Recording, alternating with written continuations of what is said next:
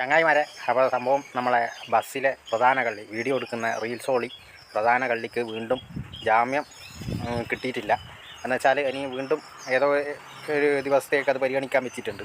എന്തായാലും കിട്ടാൻ പാടില്ല എന്ന് തന്നെയാണ് നമ്മളെല്ലാവരും പ്രാർത്ഥിക്കുന്ന ഒരു കാര്യം. കാരണം വെച്ചാൽ എല്ലാ കാലവും അനുകൂലമായി എന്ന് കരുതിയിട്ട് പല തെണ്ടിത്തരവും കാണിച്ചു കൂട്ടുന്നതാണ് ഇങ്ങനെയുള്ള സകല പെമ്പിള്ളേരും. ഇപ്പം ഇവളുമാർ ഒരുത്തി ജയിലിലായതുകൊണ്ട് ഇനി ബാക്കിയുള്ളവരൊക്കെ കുറച്ച് മുട്ട് പറക്കും. കാരണം എന്ന് വെച്ചാൽ ഇതിൻ്റെ മെയിനായിട്ടുള്ള ഒരു പ്രശ്നം ഇവളുമാർക്ക് കിട്ടാൻ പോകുന്ന ഒരു തിരിച്ചടി എന്ന് പറഞ്ഞാൽ ഇനി ഏൺ ചെയ്യുന്ന പൈസകൾ മൊത്തം കേസിനായിട്ട് കൊടുക്കേണ്ടി വരും.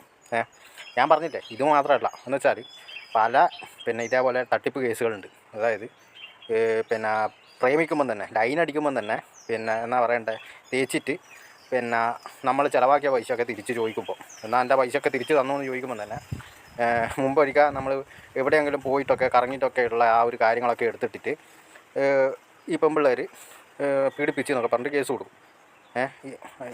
ഇതേപോലെയുള്ള സംഭവങ്ങളാണ് ഞാൻ പറയുന്നത്. ഇതേപോലെ ലൈൻ അടിച്ചിട്ട് തേച്ചിട്ട് ആ പൈസയും ചിലവൊക്കെ തിരിച്ച് ചോദിക്കുമ്പോൾ. കാരണം എന്ന് വെച്ചാൽ നമ്മൾ ഒരു കാര്യം ചെയ്യേണ്ടതെന്ന് പറഞ്ഞാൽ എല്ലാ ആമ്പിള്ളേരും ശ്രദ്ധിക്കേണ്ട ഒരു കാര്യം എന്ന് വെച്ചാൽ കെട്ടുന്നുറപ്പുണ്ടെങ്കിലും മാത്രമേ അവരെ ഫിനാൻഷ്യലി സഹായിക്കാൻ പാടുള്ളൂ.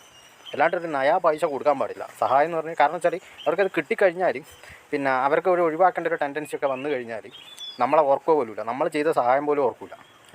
എൻ്റെ ഒരു അനുഭവത്തിൽ പറഞ്ഞാൽ കാരണം വെച്ചാൽ എൻ്റെ കാരണം എനിക്കിപ്പം പകുതി മുക്കാൽ ആളെയും വിശ്വാസം കുറഞ്ഞു. പകുതി മുക്കാൽ ആളിലുള്ള വിശ്വാസങ്ങൾ കുറഞ്ഞു. കാരണം എൻ്റെ പ്രിയ സുഹൃത്തിന് തന്നെ ഇതേപോലെ ഒരു അനുഭവം ഉണ്ടായിട്ട് വേറൊരു കല്യാണം ഉറപ്പിച്ചതിന് ശേഷം ഈ പെണ്ണ് മൊത്തത്തിലങ്ങ് മാറിക്കളഞ്ഞു. അപ്പോൾ ഒരുപാട് സഹായിച്ചു, റീചാർജ് ചെയ്ത് കൊടുത്തിട്ടൊക്കെ ചെയ്ത ഒരു പെൺകുട്ടിയാണ് ഒഴിഞ്ഞു മാറി. അതിന് പിന്നെ മെച്യൂരിറ്റിയും കാര്യങ്ങളൊന്നും ആയിട്ടില്ല. മെച്യൂരിറ്റി ഉണ്ടെങ്കിൽ തന്നെ ഈ തേക്കുന്ന സ്വഭാവം ഉണ്ടെങ്കിൽ ഒരു എണ്ണത്തിനെ വിശ്വസിക്കാൻ പറ്റില്ല, എണ്ണത്തിനെ പോലും വിശ്വസിക്കാൻ പറ്റില്ല. ഇതെന്ന് വെച്ചാൽ അറിയുന്നവർ നമ്മളെ പറ്റിക്കുന്നു, പ്രേമിക്കുന്നവർ തന്നെ നമ്മളെ പറ്റിക്കുന്നു.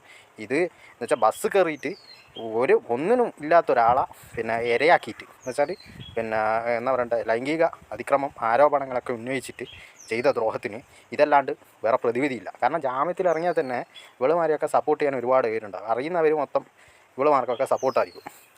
പിന്നെയെന്ന് വെച്ചാൽ 5 പൈസ എറിഞ്ഞാൽ മനസ്സ് മാറുന്ന ആൾക്കാരാണ് പകുതി മുക്കാലാണ്. പൈസ എറിഞ്ഞാൽ ഏതൊരു മനുഷ്യൻ്റെയും മനസ്സ് മാറ്റാൻ പറ്റും.